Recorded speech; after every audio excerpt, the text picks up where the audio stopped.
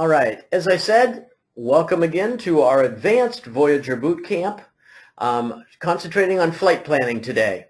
When you initially launch Voyager, of course, most of you already know, if you're an advanced Voyager user, that clicking the Voyager 4 icon throws you into Voyager in the flight planning mode with online enabled. If you click on the quick fly icon, that's presuming that you do not have an internet connection. So that's really meant for using in the cockpit in moving map mode using GlassView. Today we're only going to focus on SmartPlan Premier and SmartPlan Express, which are the flight planning modules within Voyager. So I'm going to double click on the Voyager 4 icon. And the first thing we see is that Voyager checks for TFRs. Yesterday there were 20 TFRs. We did our webinar. Today there's 25.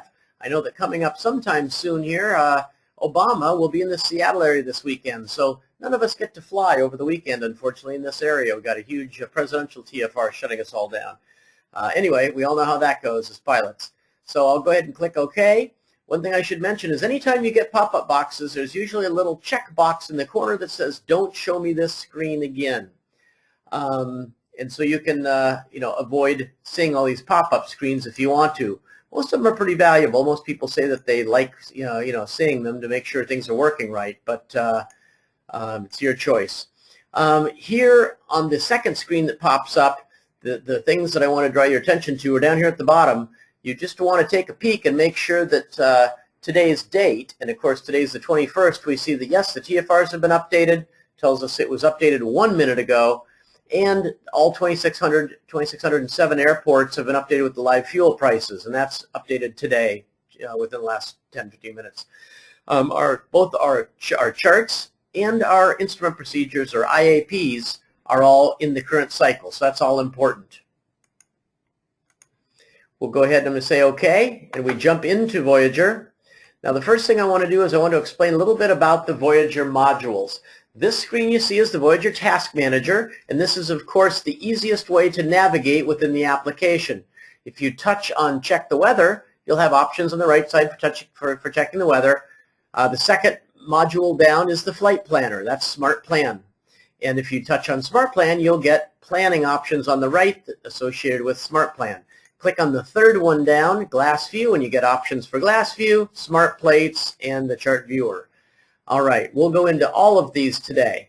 In our beginning classes, we spend a fair amount of time on Check the Weather and how that works. I will not spend time on just the weather module that we call Smart Weather right now. I will go into the weather a little bit later once we've created a flight plan and show you how you can overlay information on the chart. But I'm not going to repeat what we do, the coverage that we do on the Smart Weather module in our beginning Voyager webinars. So if you want a little more information on that, you can go back to yesterday's or the day before's intro to Voyager webinars, and the first 10 minutes is on the Smart Weather module. Now I'm going to go ahead and say cancel. This is the Voyager Task Manager, and I'm going to go down to the bottom and say cancel right now just to close down the Task Manager. Now, often people call tech support saying that they were in the Task Manager, they accidentally closed it, and they don't know how to get it back again. Just go to the View drop-down menu, View Tasks, and it pops it right back up.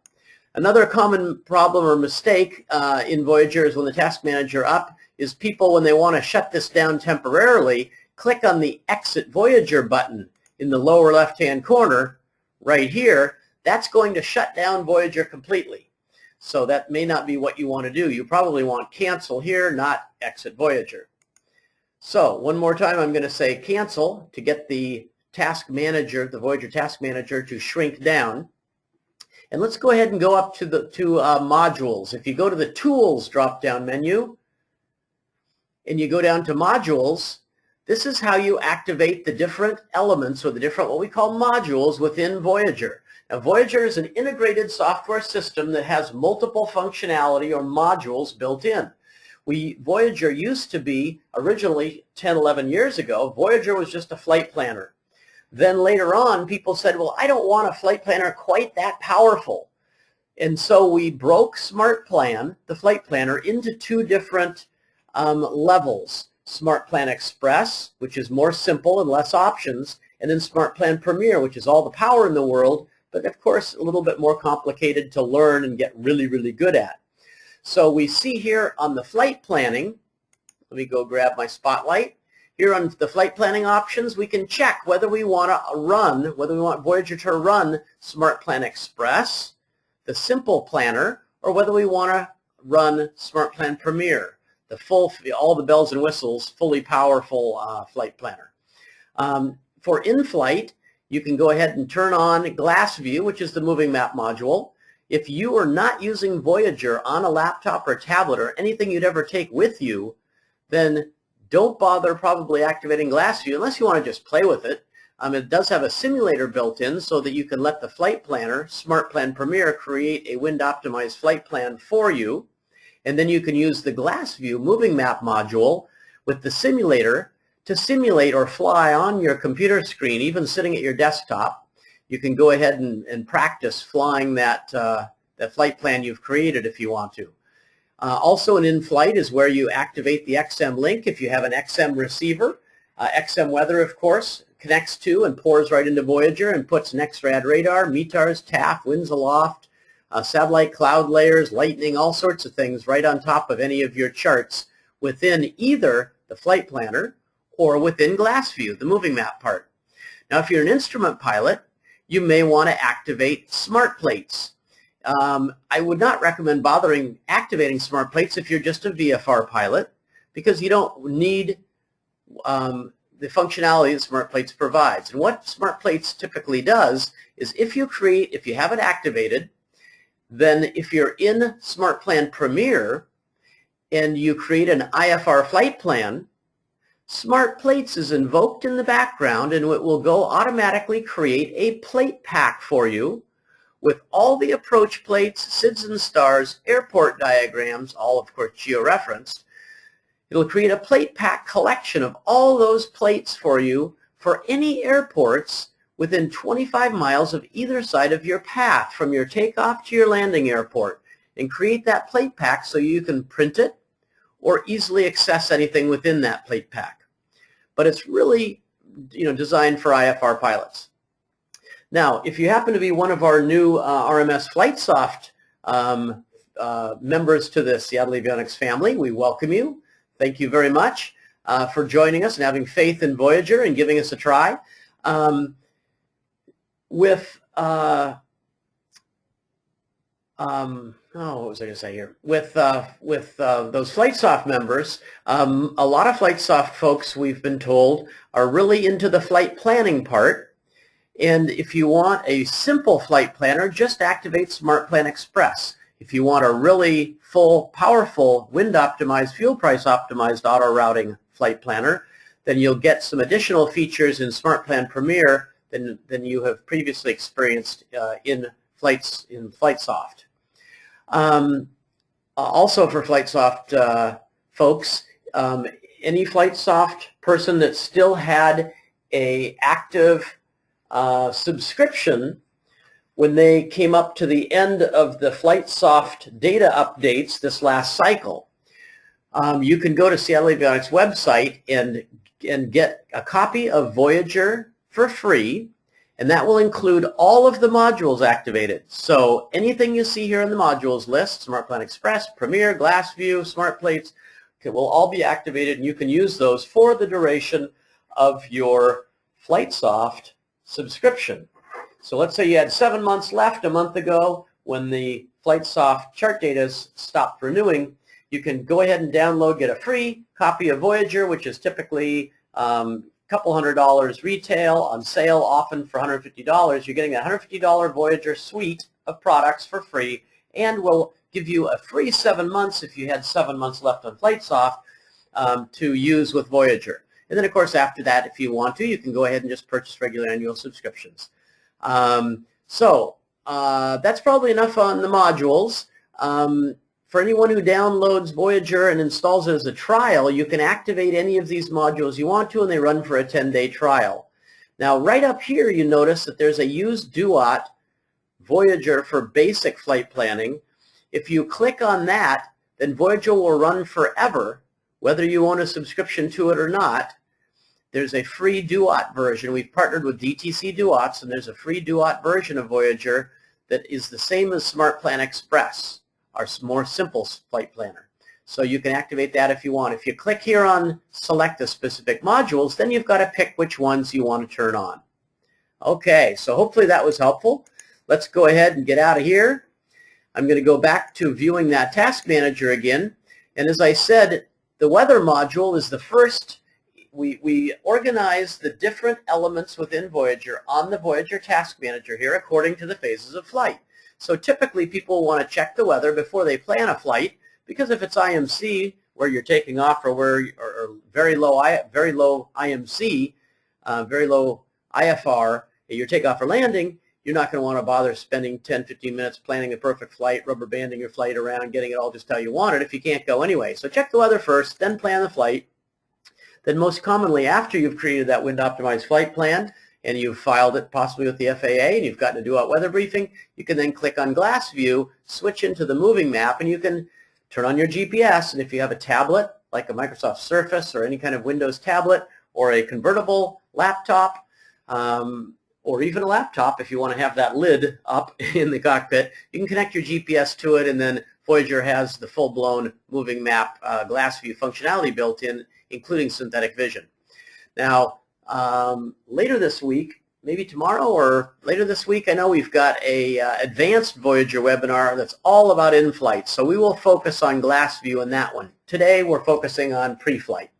So let's jump into Plan a Flight, and we'll talk a little bit more about our options here for using SmartPlan. Now, I have SmartPlan Premier checked, so I've got the full-blown version, all the bells and whistles, award-winning version of Voyager for flight planning. So that's what we'll be looking at today. If you don't want quite as many options, you can just go to Tools, Modules, put a check mark in front of SmartPlan Express instead of SmartPlan Premier, and it'll be a little bit more simple flight planner. So on Plan a Flight, we've got multiple different options here, and most of you, because this is an advanced class, most of you should have already walked through the flight planning wizard. If you click on OK with the flight planning wizard, you get this 9-step wizard, and you can go ahead and click through, and you pick where you're going from to, what kind of a wind optimization you want, and a bunch of other variables, whether you want preferred routes, etc. There's a quicker way to create a flight plan than walking through the 9-step wizard. I'm going to cancel the wizard right now, and I'm going to go up and show. Now, one thing you might want to do is you might be interested in using the wizard but not having a 9-step wizard. You can shorten the wizard if you want to by, let me close the task manager down. I'm going to go to Tools, Options, and here under Options you see how the 5th bar over is Wizards. I'm going to click on the Wizards, and here it says Customize the Wizard pages. So the flight planning wizard in SmartPlan Premier typically has 9 different pages. Here you can turn off as many pages as you want out of those 9. So a lot of people go down and say, I don't want to see the page that says, would you like to add manual waypoints, or do you want Voyager to do everything for you and get you there more quickly? Well, turn off the manual pages page. If you want to turn off the welcome page, the one that says, welcome, click next, and we'll help you create a flight plan, turn off the welcome page. Now, I want to leave SIDS and stars turned on because I'm going to show you something about that. You might want to turn off the review page. So now that I've done that, my 9 steps of the flight planning wizard are down to only 4. So now if I go back to View the Task Manager, and of course I click on Plan a Flight on the left, that gives me my flight planning options on the right. I'm going to go ahead and go with the default at the top, start up the wizard again, and here it says that instead of 9 steps, I've cut it down to actually 6 steps. And I got to fill this out before I can continue through those steps. But anyway, so now I've cut down the number of pages in the flight planning wizard. All right, so we're going to get out of that. Now, what I want to show you today for advanced users is, if you've already used the flight planning wizard a number of times, you probably figured out and don't have too many questions on the things in there. But what I want to bring your attention to is this second radial this little radio button option that says create a new flight plan without the wizard. This will allow you to use the quick flight planning strip to actually type in the waypoints if you want to do your flight planning much more quickly. Now, if I just used the wizard yesterday and I said that I want to never fly over water more than gliding distance to the shore, and I never want to break through Class B airspace, and I want to stay out of TFRs, restricted, and hot MOAs, I've selected all those in the wizard previously, then when I use the quick flight planning strip today, Voyager remembers everything that we used from a day, a week, or a month ago. So last time you used the wizard, those defaults will be applied to the quick flight planning strip. So I can just come in here and say I want to go from Painfield, my home airport, to Reno. And I can say that I want to go on Victor Airways. I click OK. It skips all the steps of the flight planning wizard, automatically routes me, does my wind optimized flight planning wizard, and I don't even get a review screen. It just immediately jumps me right into SmartPlan Premier's module within Voyager, the flight planning module within Voyager, and I'm right at my flight planning screen where I've got my nav log, my chart, my profile view, all on the screen. So I basically type in just from, to. It applies all of my personal preferences from the last time I used the full-blown 9-step wizard, and I very quickly get to the flight plan that I want. Now, I'm going to go ahead and say close to this. Do I want to save it? No, I don't. And now, of course, anytime you close down any module, whether it's the SmartPlan module, whether it's the GlassView moving map module, whether it's the SmartPlates module, Smart Weather, you'll always get the Voyager Task Manager to pop up in between. So it pops me right back to where I was. Now I'm going to do a more fancy flight plan. I'm going to come in here and say that I want to fly. I'm going to do what we call a compound flight plan. Now what this is going to do, and I'm going to do something real quick because I don't remember the VOR that I want. I'm going to go to File, New Chart, and I want to center around my home airport. Now it'll automatically pull me up a chart, and I can now easily see the VOR that I needed to have the reminder of the number on. And leaving Painfield, we see right here Victor 287 is what I know the route that keeps me out from under. Now, we see here that we got a little bit of a problem if we were flying today because there's a whole bunch of presidential TFRs already in the area. See those red circles? We got a bunch of moving around TFRs of different sizes. But let's say those TFRs weren't here.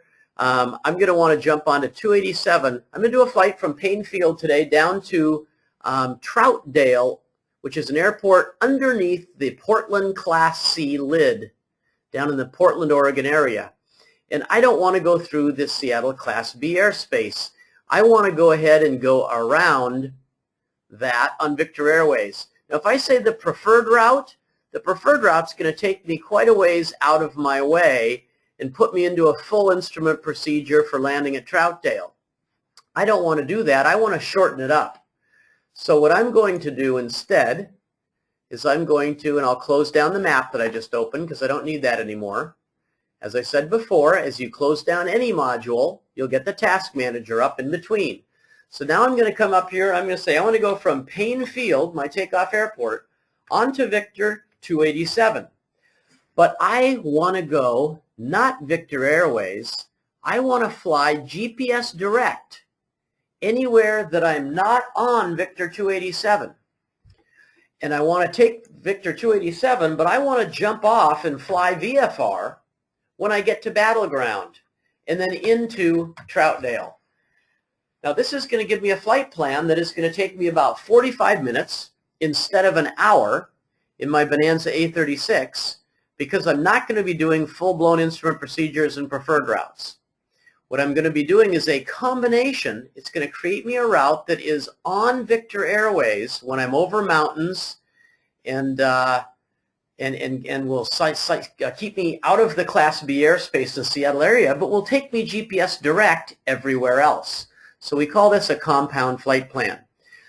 Voyager also has a very comprehensive help manual built in, and I'll show you that in just a minute.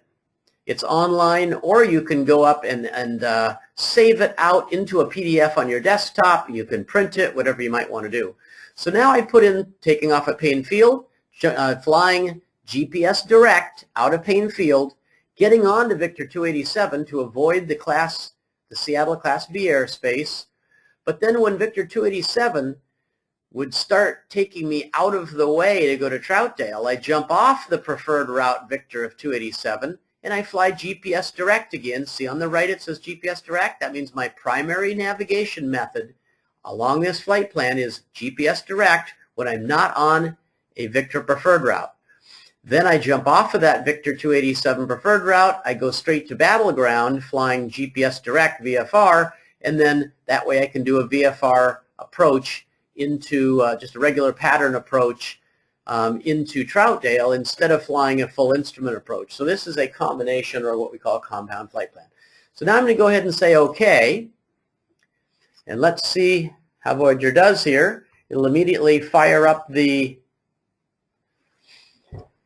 SmartPlan Premier module, the flight planning module, and I'm going to go ahead and zoom in a little bit here on our takeoff area. Now, as I mentioned, we've got presidential TFRs all over the place, so we have to kind of ignore those today. So here we are at Payne Field. Here's my airplane. This is Payne Field, and I have set up by default for me to fly to the Payne VOR, which is where, so I take off on whatever runway is active and I want to take off or get when I get there. I'm going to fly direct to the Payne VOR, which is the beginning of Victor 287. I'll go ahead and scroll out now a little bit, and I can scroll by using my scroll wheel. I can scroll by hitting the range drop-down box and changing my range. I zoomed way out. I'll go back down close. Or I can click the plus or minus zoom in and zoom out magnifying glasses here across the top navigation bar. So we're now going to take off out of Payne, get onto 287, fly to ARPI, and then you see how this says Victor 287. Our purple line heading south is 287, keeping us outside the Seattle Class B airspace, also outside of a bunch of TFRs today. Then as we get down further south, I had said when I go to Olympia and I continue on 287 down south towards Portland, but when I get to Battleground, I don't want to follow 287 because it'll put me into a preferred route initial approach fix for instrument approach into Troutdale. I want to jump off at Battleground and fly GPS direct right to Troutdale and do a VFR landing since I know that the weather is clear down there today. Now, how do I know that? I can come down to the bottom menu bar, and you see where it says Weather? If I click on the little green, yellow, red ball WX button at the bottom, it pulls up the Weather menu, and I can say, Overlay Weather on this chart. Now I can see some green balls here, and I see that Portland International, and Troutdale, KTTD, are both green balls, green on the weather window, green dots represent VFR conditions at that airport. And we see that all over the Seattle area, we have little green circles from the weather depiction circles indicating that it's VFR conditions. I'm going to go ahead and scroll down here into California. We see a bunch of dark gray cloud layers.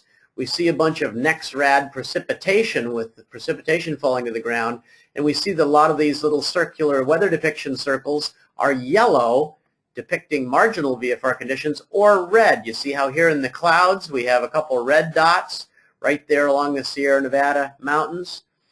So when I go up to Portland and I scroll down in, Troutdale, which is my landing airport, is a green circle. If I double click on that green circle, we see that we get the airport information dialog box specific to that airport, Troutdale. Now I can click on the overview if I want, and it shows me my runway headings, gives me a nice little Google Earth picture. Or if I want to click on show a street level map, I can see a street level map as well, which is kind of handy sometimes to see, what roads I'm going to be near, major highways, things like that. If I want to see an FAA airport diagram, I just click on FAA diagram, and of course I can double click on it, tick tick with my finger. It'll pop it up full screen and it's georeferenced. I can see my plane taxiing on my taxiways. If I click on the flight guide diagram, and I'll double click on this one, now the flight guide diagram takes over the whole screen, and we have the over 5,000 flight guide diagrams, all georeferenced, built into Voyager, so that you can see your plane taxiing on the runway diagram, on the airport diagram down the taxiway, built into Voyager. So, and the FAA only does about 700 airport diagrams for the larger airports, including class B, C, D, and very few of the small, less than 5,000 foot runways. So if you get the flight guide diagram option, the flight guide diagram takes you from 700 georeferenced airport diagrams up to 5,000. So that's pretty great. All right, so let's go ahead and close and jump out of here. So we were on the overview, but I had clicked on that little red ball on the map, and what pops up by default is the weather tab within the information dialog box for Troutdale. Now this shows us our METARs here at the top, our METARs, our TAFs, and our winds aloft. We can also click here and get over 800 weather graphics to look at, and they're all stay current, of course, and all this weather is downloaded through a dozen weather sites on the internet that are all free. They all get saved onto whatever device you're running Voyager on, whether it's a laptop, desktop, tablet computer like Microsoft Surface, whatever you might be using, and saves that information so that then when you get in the cockpit and you fly and you have no internet connection, all that information has been saved onto the hard drive so it's still accessible. Now let's go ahead and go down our list of tabs here. I'm going to jump over to the Procedures tab, and it shows we have 6 procedures, and I'm going to go ahead and click on the GPSA. Now if you notice, we got a real quick little green bar going across this particular airport because I did not invoke SmartPlates. I had not created a plate pack, which would be a little pile of all the approach plates for my flight plan that I've created today. If I had turned on SmartPlates, then if I had done an IFR flight plan, then it would automatically create the plate pack, and this would have already been downloaded on my computer. When I just clicked on it, and I'll click on the Moxie 6 arrival, we'll probably have to go get that one too. See the green bar shoot across? That's because it wasn't on my hard drive. It went out through the internet to our Cellular server in the cloud and downloaded it. But if you create a plate pack, then they'll all be on your computer already so that when you take off and go, they'll all be there for you to access in the cockpit. Now if you double click on this, you can blow it up full screen, of course. It's a georeferenced approach plate. You can zoom in. You can make it as big as you want. You can look at your step downs. Look, that's even something that even I could read in the cockpit with my 50-year-old eyes here. All right, if we go to FBO notes, here we have the entire AOPA airport directory built in, and so you can go ahead and look at the live fuel prices that we get from Flight Guide. See how it says fuel prices by Flight Guide. We have a license with them, and these are the most frequently updated fuel prices for both 100 low lead and Jet A of anyone in the industry. So live fuel prices are built in. If we scroll down a little bit here, you've got all your FBOs and services, hotels, restaurants, Arby's, etc., McDonald's, Multnomah Falls. You have AOPA member comments. You have member submitted photos. You can put personal notes in here, anything you might want. If you click on the Runway Details tab, this has the complete little green AFD, the FAA's green AFD publication digitally built in for all the airports. All right, and we got there by just clicking our finger or our mouse on the green ball, which is the weather depiction circle for Troutdale, saying that it's VFR conditions right now. All right, now let's go ahead and look a little bit more at our nav log. If I hit the double-headed arrow button right above the nav log, then that rolls my map off to the right, and I can see the whole nav log. Here I have my ground speed for every leg. I have my wind-optimized, cardinally corrected altitude for each leg, my and everything else I might want. True course, true heading, magnetic course, magnetic heading, or duration, how much fuel we'll have, anything you might want. So there's the nav log. You can customize that nav log, print as much or as little as you want to. Now, one thing I should mention is down here in the profile view, and this should look familiar to our FlightSoft, our new FlightSoft family members. We have created Voyager for Windows, the SmartPlan flight planning part of Voyager. We've created and modeled after FlightSoft. Steve Pedrachik and myself, the two co-founding partners of Seattle Avionics, were both FlightSoft users when we started the company. We thought that FlightSoft did the best job we could think of possible for the layout of how to show everything you'd want on the screen in one layout. So this layout should look very familiar. We have your chart, of course, the upper right, profile on the lower right. Now you notice that as I zoom in and out in the upper big map, the profile down below matches that. So right now all I see is Battleground to Troutdale in my profile. I can go up to options and say always show the whole flight plan in the profile if I want to. Now as I zoom out and I see more of that flight plan up above in my big window, it'll redraw down below, and now we see how we see all the way from Olympia, and let me go get the spotlight, from Olympia here all the way down to Troutdale. So now we've got over half of the entire flight plan. It also looks like it's got a TFR there, some restricted thing partway in our view. Here in the profile view, if there are clouds and cloud layers, scattered, broken, overcast layers, if there are embedded thunderstorms, you'll see those graphically in the profile view down here, as well as on your overall screen if you've turned on overlay weather from the weather button at the bottom. Now we did not tell the auto router keep us out of Class C airspace, so we're descending from our MEA of our last Victor airway on Victor 287 that we said we wanted to fly on. As we descend down into the Troutdale area, we go right through the Portland airspace. I could have told the Voyager auto router by using the flight planning wizard, keep me out of Class C. It would have dropped me down earlier and kept me underneath the lid to get to Troutdale. Something else that's worthy of note is you notice most flight planners, and I believe the flight planner for FlightSoft, when you say you want to go on Victor Airways, as I said I wanted to fly, it usually puts you at the MEA. The black line here horizontally is the MEA of Victor 287. We see that Voyager, however, did not put us down on the black lines, the Victor Airway MEAs. It has routed us independent of that MEA, put us above because it saw that we could get there more quickly today by flying at a different altitude than the MEA. So that's unique. There aren't very many flight planners that do that.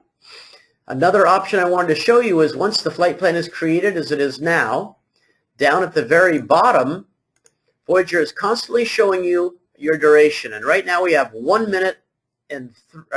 hour and 3 minute duration with the winds that are forecasted for me to get down here, and that's including my takeoff, my slower takeoff climb, because my whole POH, of course, is built into the product, weight and balance, performance, everything.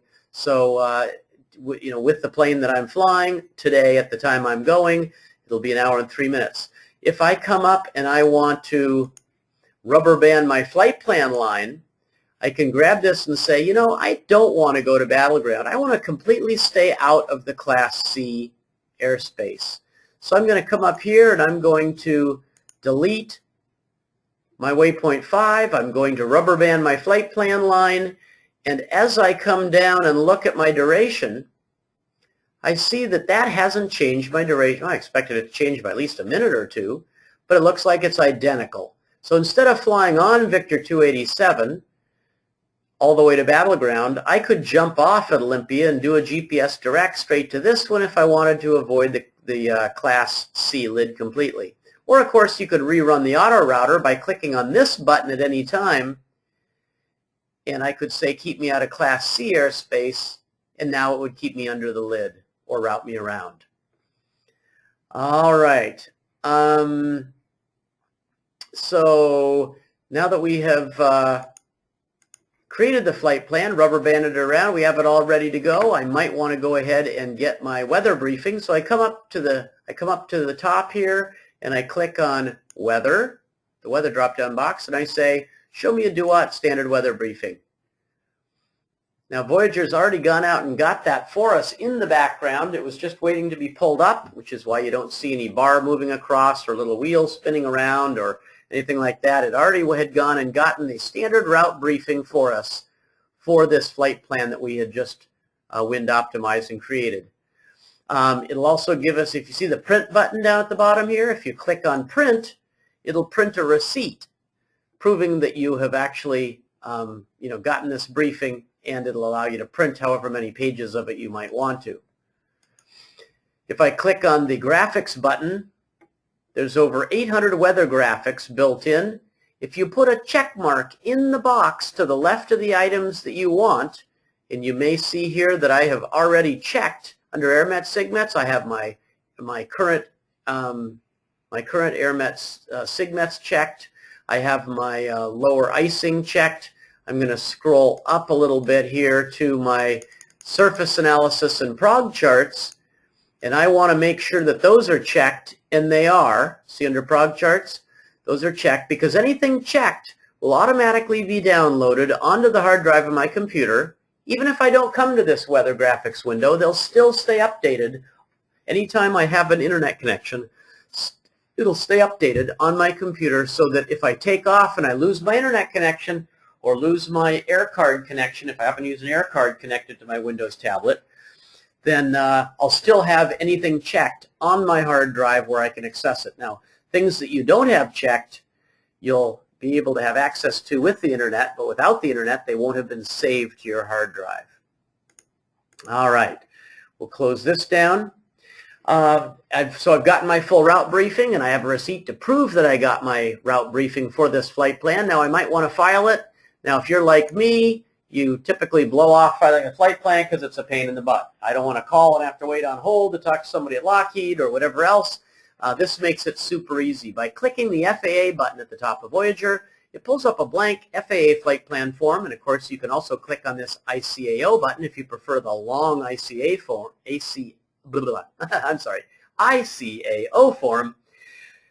So here's the FAA form, and Voyager fills it out for you automatically, including your route of flight. You see how we actually have the Victor 287 to ARPI. It picked up the change when I rubber banded. So everything is in here that I might need. All I click on is the File via the Internet button. And then if I click Print, it will again give me a receipt to prove that I filed the flight plan and that it was received in the system and accepted in the system by just clicking my File via the Internet button. So that's really handy. Makes it really quick and easy. So I've done about everything that I want to do typically. I can change my chart type, of course. This is an advanced course, but I'll touch on this real quickly in case there's any new Voyager folks here. If you go to charts, you can change your chart within any window, whether it's the GlassView moving map part of Voyager, whether it's the SmartPlan Premier Smart Planner. You can go ahead and change your chart type, and I'll go ahead and change to a scan sectional. Uh-oh. Now I see it on my screen, but I'm not seeing it on the GoToWebinar screen.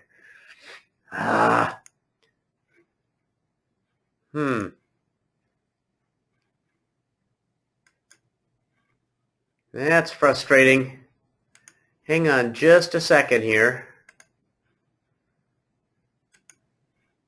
Why are you guys not seeing what I'm seeing? Oh boy, hang on just a second here.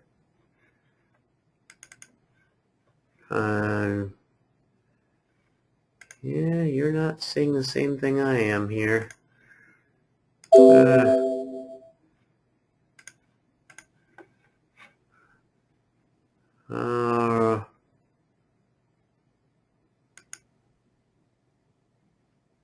Why? There we go. Okay.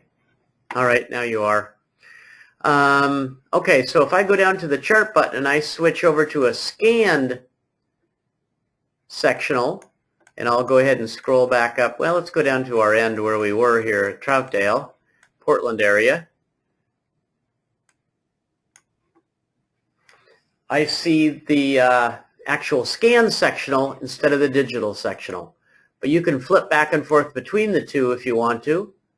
There's the vector-based, or what we call digital sectional, or I can go to the piece of paper that I know and love and have flown with for a decade and a half or whatever here. Of course, you can also switch to other things. Now, we also have multiple layouts you can choose from. If you click on the layout button, the top half of the bar, it's not going to let me do it. Yeah. If I go to the layout button, there's a wide variety of different screen layouts I can choose. If I want to modify the windows on my screen and get into customized layouts, there's over 30 different canned layouts you can choose from, or you can make your own. So come here under layout and go click your finger or mouse on different layouts. And for example, this one is just the nav log and chart. It gets rid of the profile view. I can come up to customize layouts and pick from dozens and dozens of others. So you can easily customize your screen or create custom screens. Now I'm going to go back to the flight planning again. I'm going to come up here to the File menu and say File, Close. It says, do you want to save the flight plan you created? Yes, I do. And I go back to my Voyager Task Manager. I'm going to take just a minute and go into the flight planning wizard. Now, we just used the quick flight planning script where we did that compound flight plan. I'm going to go into the flight planning wizard and just talk about a couple of the more advanced options. So here, if we are in the wizard, and as you saw earlier, I customized my wizard so it wasn't the full 9 steps. I cut it down so that it's shorter, so I don't see my welcome screen, the big orange sunset welcome screen every time. And I've got rid of a couple other steps. You do that by going to Tools, Options, and you modify your wizard. I'm going to go ahead and come in here now, and I'm going to say I want to go down to Troutdale, and I'm going to say I don't remember Troutdale. I don't remember my identifier. Voyager will look it up in the ICAO database for me and remind me. Now I'm going to say I want to do an IFR flight plan this time, and I want to look for preferred routes. By saying IFR, and let's say I also want to check for an alternate. Let's say that the weather is supposed to be getting crummier down at Troutdale, and so I'm going to do an IFR flight. Even though I may be able to be VFR on top a lot of the way, I want to be on an IFR flight plan so that I can pick up a hard altitude if I need to. And I'm going to go ahead and say, even though right now it's forecasted to be marginal VFR when I get there, so I should still be able to shoot a VFR approach in a Troutdale, I'm going to pick an alternate airport. So I click on my alternate button. Let me make sure that you saw that. The alternate button is right here where it says alternates. You just click on this little blue three dot button to pick another alternate. And what happens is you get this alternate window, and this is incredibly helpful and valuable. As I said, it's all clear in the Northwest today, so which is very unusual in the winter, of course, but we've got all green balls in Washington and Oregon. So VFR conditions everywhere, both in the METAR and in the TAF. But in more typical for November weather, if I was shooting an approach into Troutdale, I'd come down here and the METARs, half these would be yellow or red weather depiction circles indicating marginal VFR or IMC conditions, and even in the TAFs. And now the TAF column shows us at the time of, we've created this flight plan leaving in half an hour, and then landing an hour later. So Voyager is smart enough, it looks at the TAF, it shows us the color of the weather depiction circle for when we are forecasted to land. Now, because we're picking an alternate, the color of the TAF circle is showing us after we have shot a missed approach at Troutdale, and we've headed over to our alternate, what would the weather be by the time we shot the mist and then deviated to the alternate and we're landing at the threshold at the alternate? What would the weather be then? So I can see that, A, I have green balls. I could pick any of these airports today. It shows me my nautical mile distance from the mist approach at Troutdale to the threshold at each of these airports. It also shows me how much fuel I would use, how long it'll take me to get there, the length of the runway I'll encounter, what kind of instrument procedures I'll have there. I might decide, you know, I really want an ILS approach. If I have to shoot a mist at Troutdale, I want an ILS, that's for sure, for my alternate.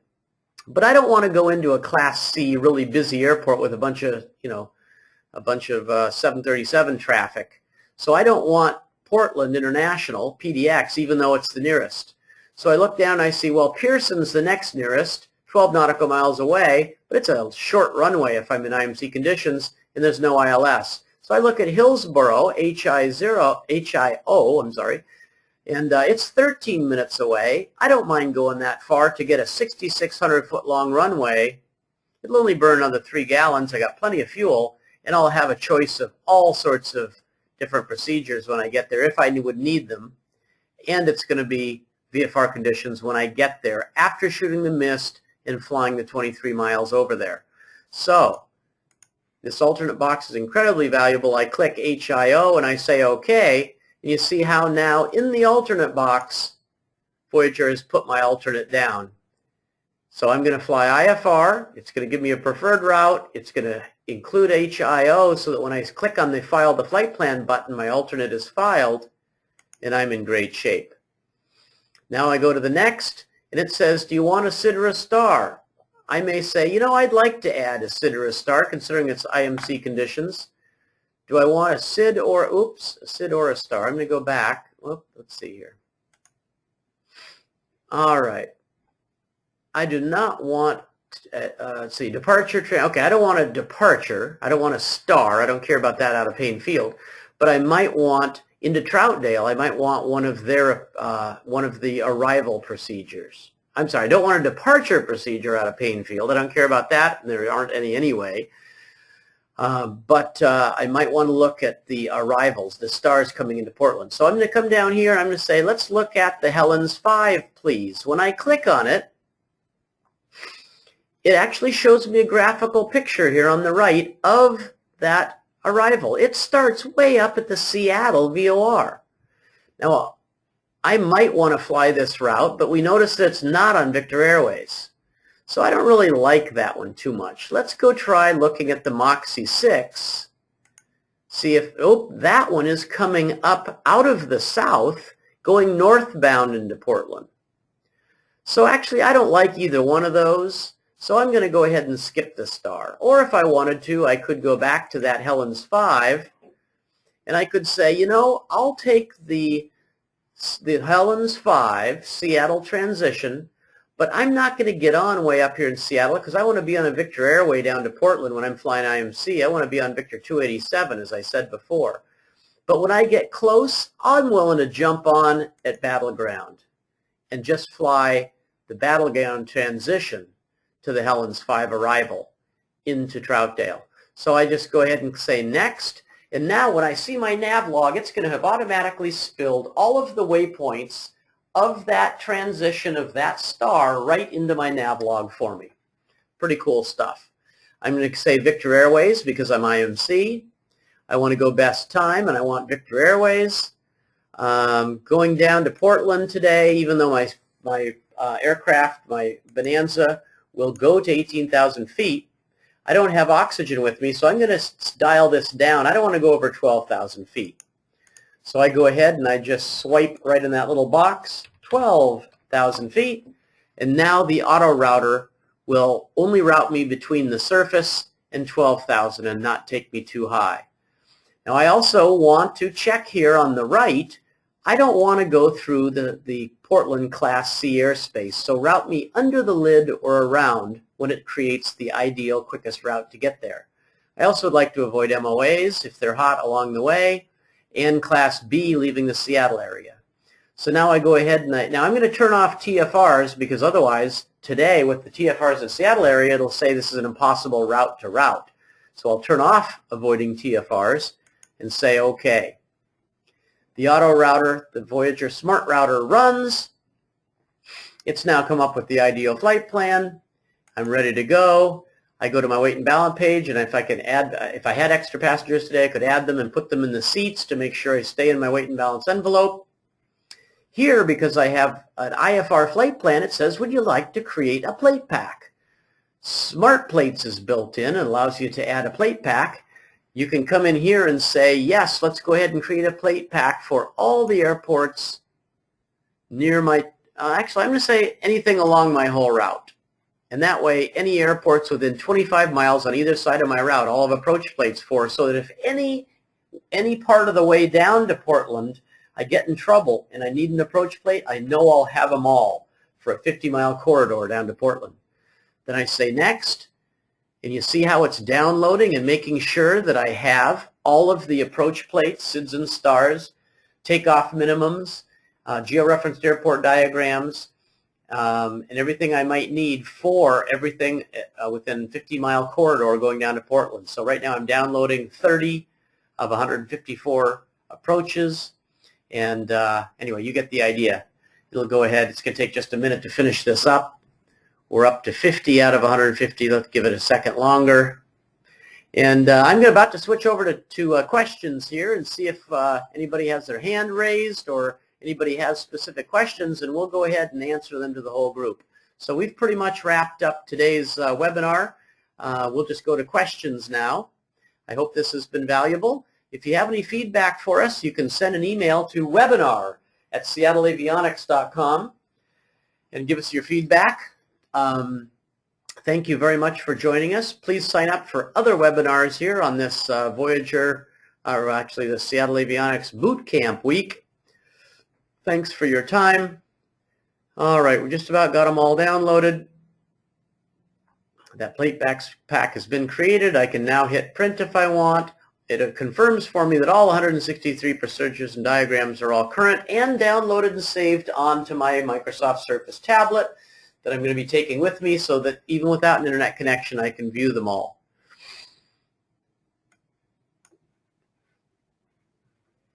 All right, so here we are. We're all set. I can go ahead and click on the Optimize Altitudes button, and I can see, based on the weather today, what altitudes, what my fuel burn would be at every altitude up to the service ceiling of my plane, and what the duration would be at every altitude up to my service ceiling. We'll get out of there. All right, let's go ahead and go to questions. I could go on and on, but let's see if we have some questions here. So hang on just a second.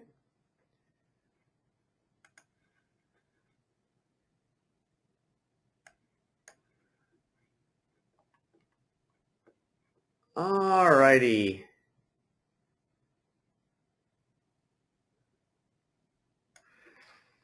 Let's see here. First of all, I'm going to ask if anybody would like to ask a question to the group.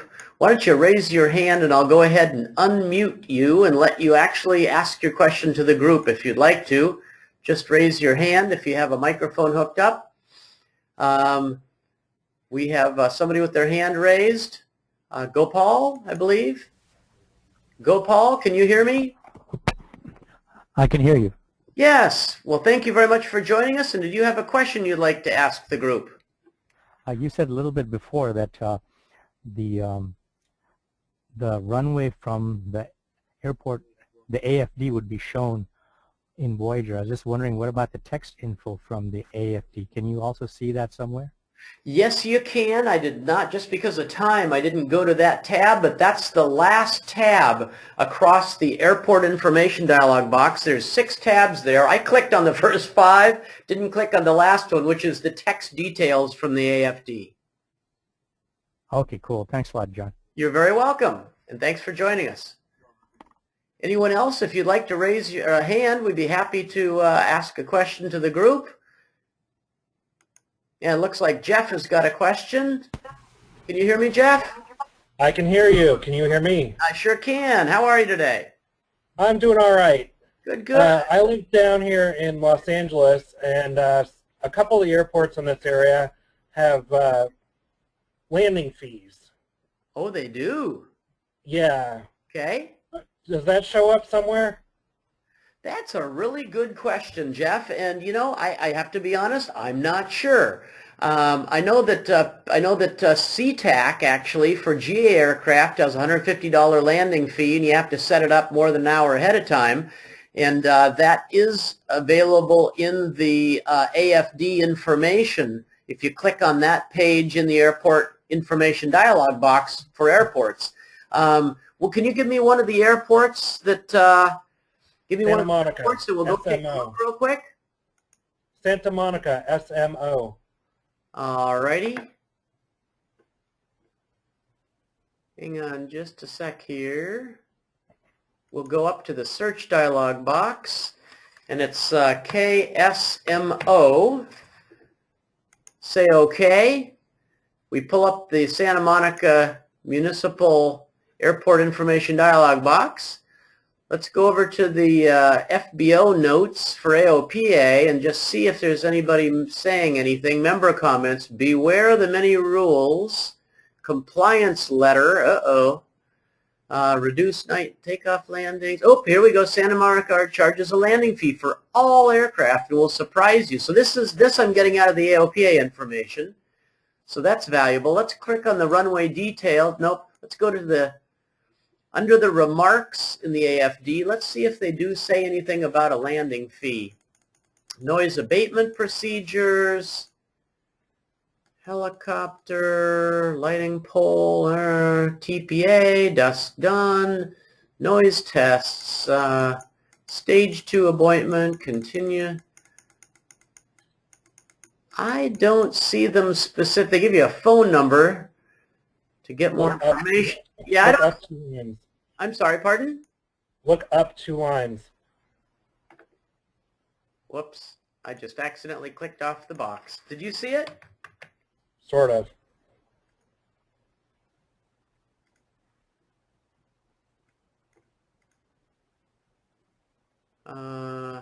Airframe, no, Right there. no, non-commercial landing fees, yes, but it doesn't act, yes. So the AFD does have that for any airport that's going to have a landing fee for non-commercial aircraft. But I was hoping it would say how much it was or have the weight range and prices, and it looks like that detail isn't there. Yeah, I was kind of hoping for that too. Yeah.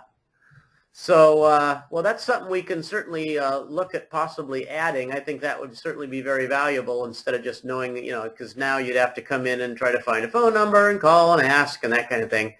So it looks like at least, yes, built into Voyager for all the airports in the 50 states, you're going to at least know if there's any non-commercial landing fees or not, which is great. And I'm glad you asked this question because I didn't even realize that that had been added and that was in here. Any other questions for us, Jeff? Nope. All right. Well, thank you very much. We sure appreciate you joining us, and great question. I learned something. All righty. Anybody else like to raise their hand and ask a question at this point? I don't see any other hands, so I'm going to go ahead and start addressing some unanswered questions in the questions and answer window.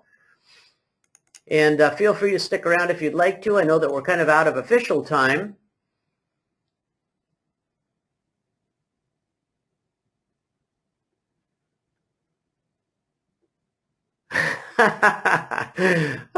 Thanks, Alan. That's funny. We got a comment here telling somebody I could have flown true IFR, I-Fly Roads, and just taken I-5 southbound. That's a good one. Is there a built-in E6B? One person asks. Absolutely there is.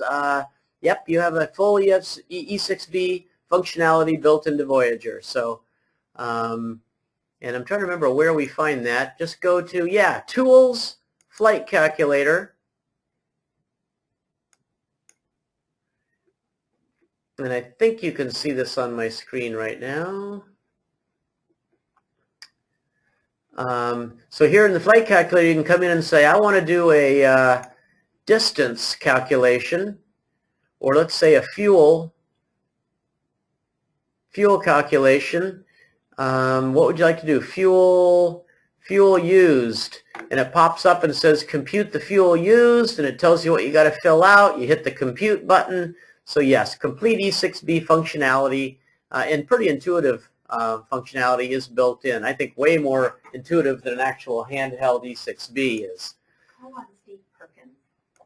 Alrighty, so let's continue through our questions here. Steve. All right, Steve asks a very brilliant question. So if I don't have internet access in the previous 24 hours, am I out of luck? That's a great question, Stephen. Thank you. Anytime that the computer that you're on has internet access, Voyager will automatically in the background be going out to over a dozen websites simultaneously and constantly updating and downloading information. It constantly saves that information and keeps it on your computer indefinitely until you go and create a new flight plan over that same area or something like that. So if you go down, for example, and you, let's say it downloads weather, and you save a flight plan, and you fly a flight plan, you can actually pull that up and see the weather that was associated with it later on, even like a few weeks later.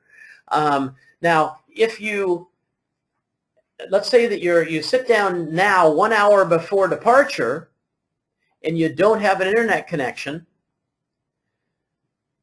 you want to start Voyager in work offline mode. And let me show you how to do that, because this is important. You can either start up the quick fly icon, which starts Voyager out without online communication, or as soon as Voyager launches, you want to go down here to work offline. Now if you click work offline immediately after Voyager launches, and I think I'd recommend using the quick fly icon instead, because it launches in offline mode when you use the quick fly icon on your desktop. So I would, yeah, that's actually a better way to go. So I'm going to go ahead and close this down now. And here on my desktop, if I double click on quick fly, it's going to launch Voyager, and it's not going to go out over the internet and try to download new info. We see how it says internet access has been disabled because you used quick fly. That means that any weather that Voyager uses will be from the last time you had connected. So let's say that you connected yesterday, 24 hours ago. 24 hours ago, and now an hour before departure, you're actually starting up Voyager to create your wind optimized flight plan. It will still wind optimize and fuel price optimize that plan, but it will use the data that was downloaded and saved onto your hard drive from the last time you were on the internet, which was a day ago. So obviously the forecasted winds aloft yesterday aren't going to be as accurate as the ones today. But it's still better than not using any winds at all, because if it predicts yesterday that there'd be 40 knot headwinds, and today's winds aloft forecast says no, they're only going to be 20 knots on headwinds, it's still better to know that there's some headwinds than none, right? But anyway, so that's kind of how Voyager works. So no, you're not out of luck. You can always say don't use wind optimizing, don't use fuel price optimizing in the flight planning wizard if you want to. But by default, it'll just use the latest information that you have. So let's go take a peek at another question here. All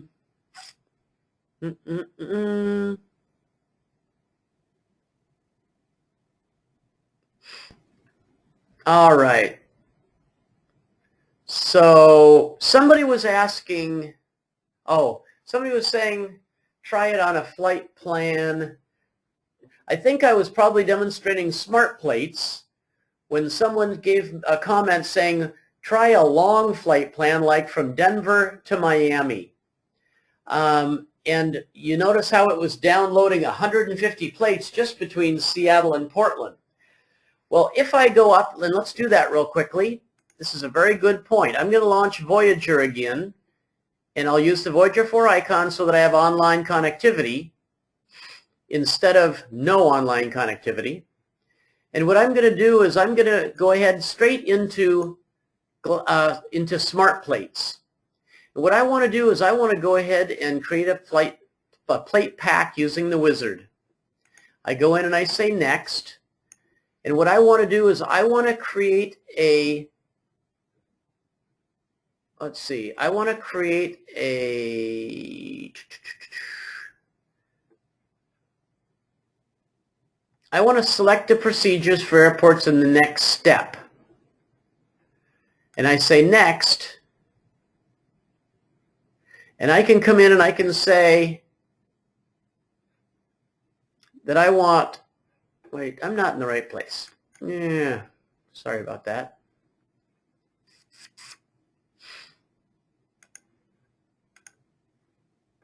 Yeah. Create a plate pack and let me add the procedures manually. Then you can actually come in and you can scroll through your map, tap on the airports, and add them to your plate pack manually. You can either click and drag, or you can zoom in and see them on your map and click on them if you want to. You also can go in and change. Remember how I said that there's a corridor width of 25 nautical miles on either side of your flight plan? You can scale that down to, from 25 nautical miles on either side to only 5 nautical miles on either side of your path, and then you'll have dramatically fewer approach plates to download.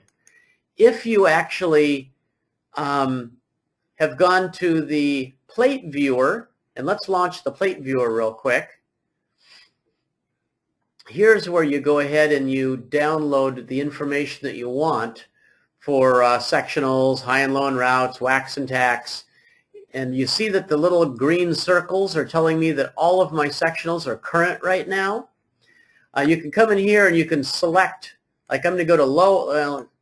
Looks like, unfortunately, every chart of every type is current on this machine right now. So I was going to go in here and show you how you could select a new state or a new chart and download it if it wasn't current. If you pre-use the download manager to automatically download your plates, you can have all your charts and plates on your tablet or laptop at all times, and then always go into options and say always keep all my plates current. Then you won't have to create a plate pack because they'll all the plates for all 50 states or whichever states you've selected will always stay updated on your hard drive in the background for you automatically. So using the plate pack, using SmartPlates and creating a plate pack is a manual process that most of the time you really don't need to do.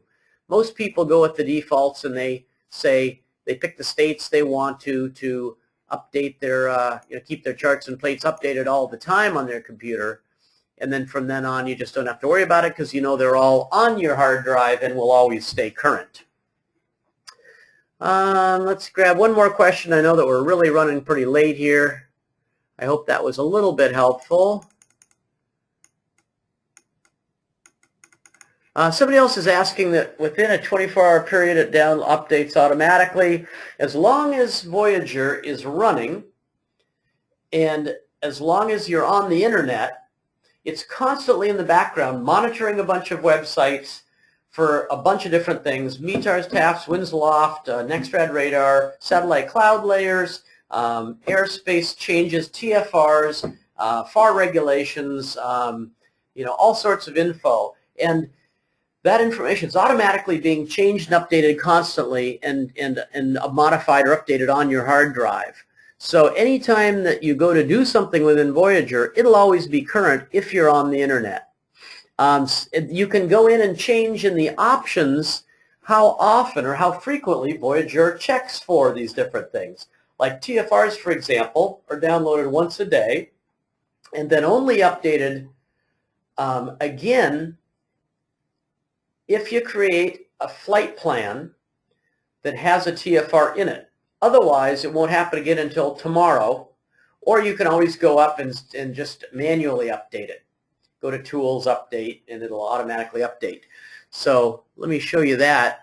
If you go to Tools You can update the application right here. You can update your data, and it tells you what type of data. Do you want to update just TFRs or just your fuel prices? You can manually update things anytime you want to and not rely on the automatic update procedures. If you want to modify your update procedures, go to Tools, Options, and then in Tools, Options, go to Preferences, Planning, no, not Planning, Internet. I'm sorry, there we go. Options, Internet. A lot of things you can customize here. And here you can come in and say, download my current TFRs only on startup once a day. Or you can say, not on startup, but once a day. You can say never unless I do it manually. You can say check for automatic updates. Do I want it never, on startup, once every day, regardless of whether it's startup or not? You know, because a lot of people keep their computer running day after day, and then you want it to check anyway daily, even though you maybe have left Voyager running, weekly, monthly. Anyway, so you can get into pretty much whatever level of detail you want to here for how often things get updated. Let's see, what else? Are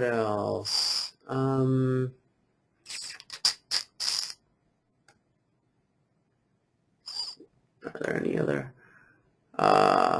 Our WAC charts, part of the packages. I fly in the Bahamas. Yes, we have great news. The WACs are built in. I'm going to go up to View Chart Viewer. And on the chart viewer, you can see that there are WAC charts here that cover all the way, not just in the Bahamas, but all the way down into the Caribbean. Cuba, Jamaica, Dominican Republic, all the way down into the far Caribbean islands that are all covered.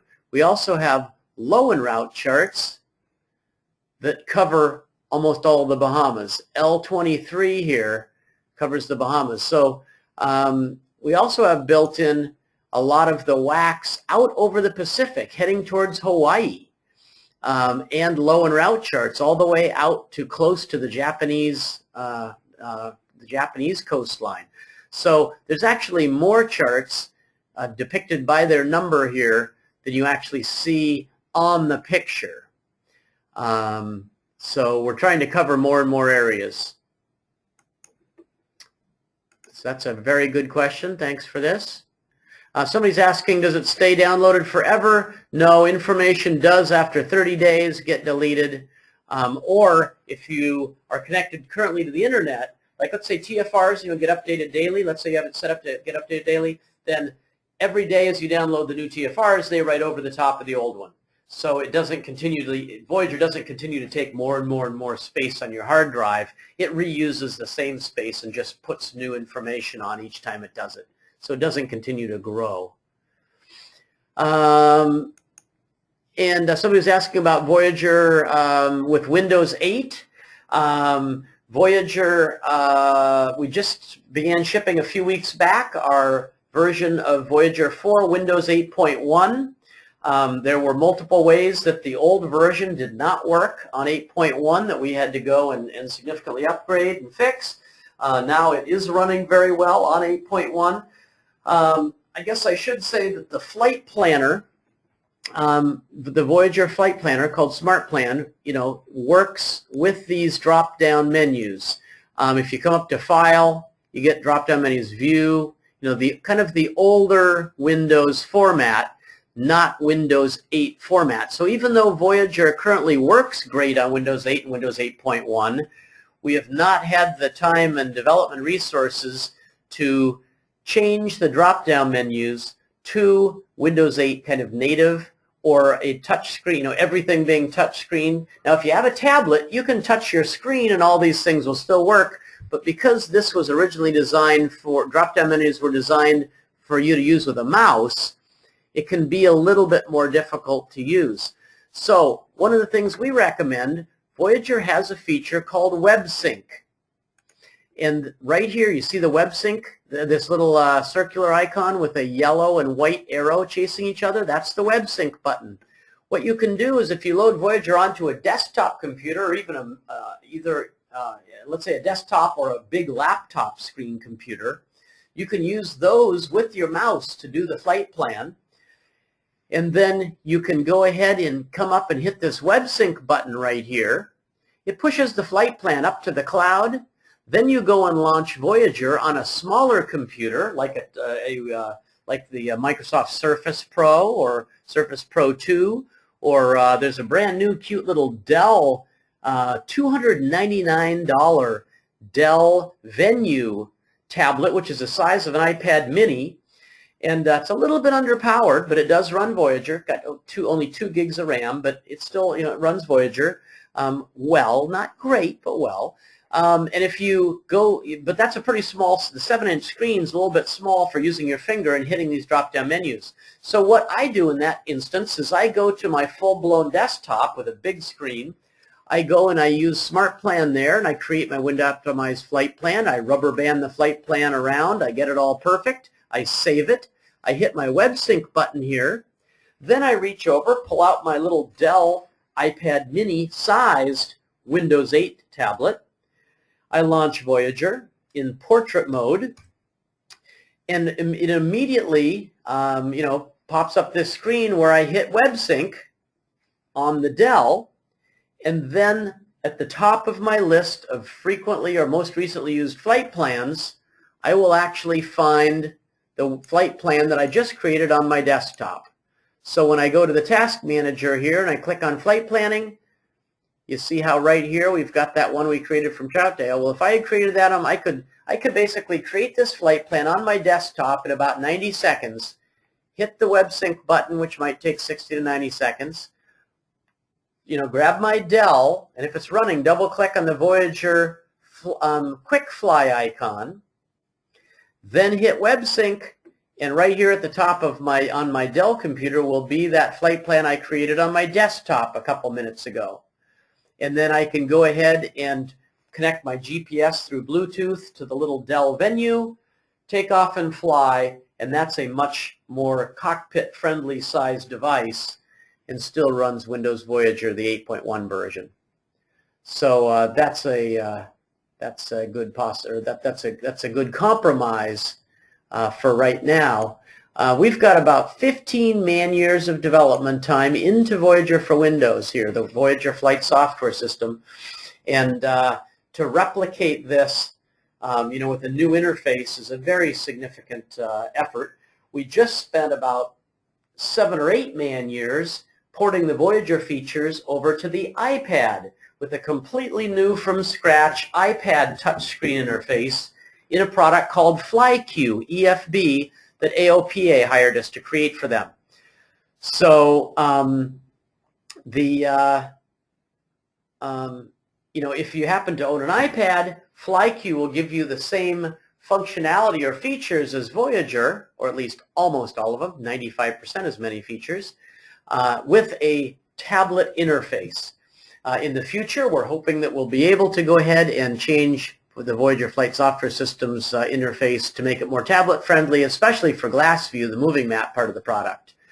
All right, well, listen, you guys, I've kept everyone for over a half an hour longer than I should have.